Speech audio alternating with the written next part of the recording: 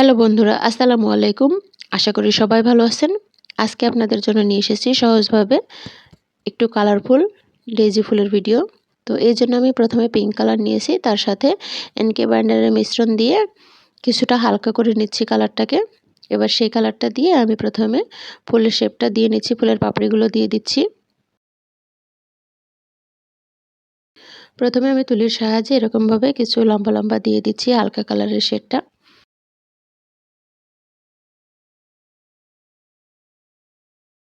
এখানে আমি ডার্ক কালারটা দিতে যেয়ে দেখি ছড়িয়ে যাচ্ছে, এজন্য আমি এটাকে কিছুটা শুকানোর জন্য রেখে দিলাম এবং অন্য ফুলগুলো আবার এঁকে নিচ্ছি।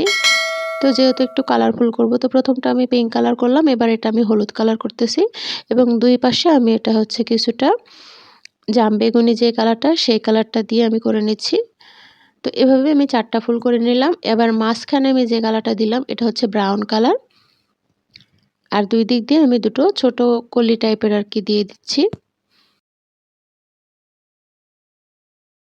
তো এই তো হচ্ছে আমার ফুলের শেপ। এখন হচ্ছে মাঝখানে যে ব্রাউন কালারটা দিয়ে দিলাম তার চারপাশে আমি হলুদ কালারটা দিয়ে দিচ্ছি। তারপরে আমি আবারও এই ফুলগুলো নিয়ে রং দেবো একটু একটু করে।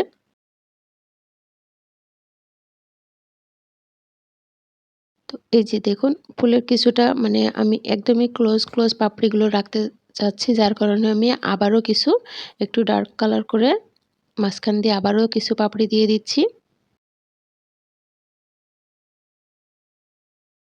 একদমই সিম্পল, এগুলো একদম ফ্রি হ্যান্ডে করা যায়। এভাবে কাজ করে কিন্তু দ্রুত আগানো যায়। সবসময় আসলে রিয়েলিস্টিক ভাবে কাজ করা যায় না, এটা অনেক সময় সাপেক্ষ। তো যারা একটু বিজনেস টাইপের কাজ করতে চান তারা কিন্তু এভাবে ফ্রি হ্যান্ডে কাজ করতে পারেন, সহজে এই ফুলগুলো এঁকে নেওয়া যায়। তো দেখুন, কিছু কিছু আমি গাঢ় কালার রেখেছি, আবার কিছু কিছু হালকা কালার রেখে আমি এই ফুলের পাপড়িগুলো দিয়ে দিলাম।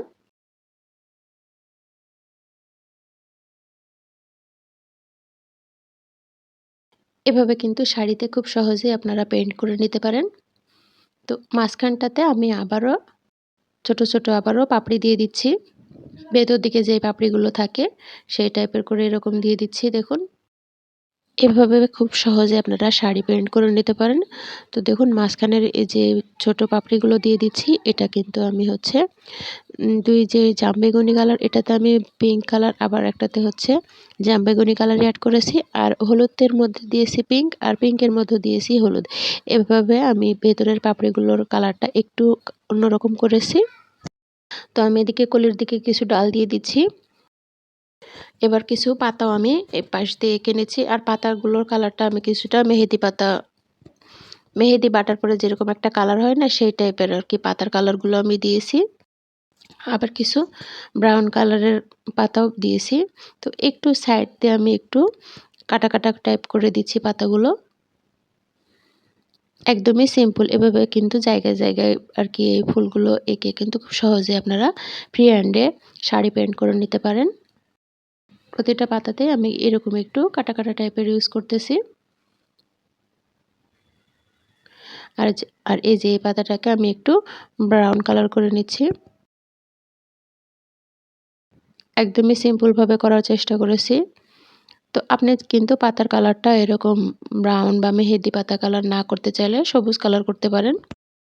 সবুজ কালারটা দিলেও ক্যাটকেটে সবুজ কালারটা দিবেন না, একটু কালারফুল করার চেষ্টা করবেন, তাহলে কিন্তু দেখতে ভালো লাগবে। কালারফুল যেকোনো কিছুই কিন্তু ভালোই লাগে দেখতে। তো আমি যে এখানে 3টা কালার ব্যবহার করে ফুল দিয়েছি, আপনারা চাইলে কিন্তু এক কালারেও করতে পারেন, বা এরকম কিন্তু পছন্দনীয় আপনাদের যেকোনো কালার দিয়েই সহজেই কিন্তু এরকম ফ্রি হ্যান্ডে শাড়ি পেইন্ট করে নিতে পারেন। আর বন্ধুরা, আমার ভিডিওগুলো আপনাদের কাছে কেমন লাগে কমেন্ট বক্সে জানিয়ে যাবেন।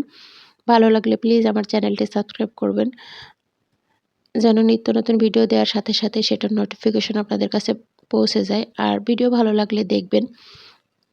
এছাড়াও আপনাদের ফ্রেন্ডস এবং ফ্যামিলি মেম্বারদের সাথে শেয়ার করবেন, যেন তারাও দেখেও কিছুটা হলেও উপকৃত হয়। আর এদিক দিয়ে আমি একটু গাছের মতো করে দিচ্ছি। তো যখন আপনারা হচ্ছে শাড়িতে করবেন, গাছের মতো না দিয়ে সরাসরি কিন্তু ফুলটাও দিয়েও করতে পারেন। আরও হয়তো ২-১ টা কলি ব্যবহার করলেন, তাহলে কিন্তু ফুলের লুকটা অন্যরকম হবে, দেখতে ভালো লাগবে।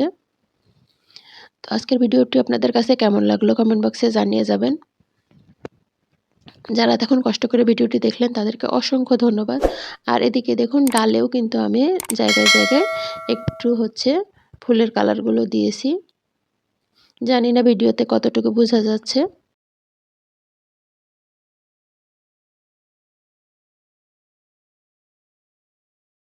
আর এদিক দিয়েও আমি ২ টো পাতা দিয়ে দিচ্ছি আবারও। এবার পাতার দিকে আমি কিছু শিরা দিয়ে দিচ্ছি। দেখুন মানে সবুজের যে ডার্ক শেডটা সেটা আমি দিয়েছি। ও আজকে কিন্তু আপনাদের কালার মিক্সিং পদ্ধতি বলিনি। এখানে আমি ট্রান্সপারেন্ট পদ্ধতিতে করেছি। ১ চামচ বাইন্ডার, ১ চামচ ইঙ্কের সাথে ১০ থেকে ১২% বা ১৫% এর মতো রং মিলিয়ে রংটা মিশ্রণ তৈরি করবেন। তারপরে সেটাকে আবার হালকা করার জন্য ইঙ্কে বাইন্ডারের মিশ্রণের হেল্প নিবেন।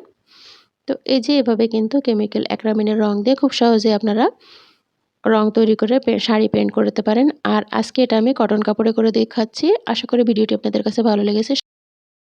যারা এতক্ষণ কষ্ট করে ভিডিওটি দেখলেন আপনাদেরকে অসংখ্য ধন্যবাদ। সবাই ভালো থাকবেন, নিরাপদে থাকবেন আর মাই নাটসের পাশে থাকবেন। টাটা।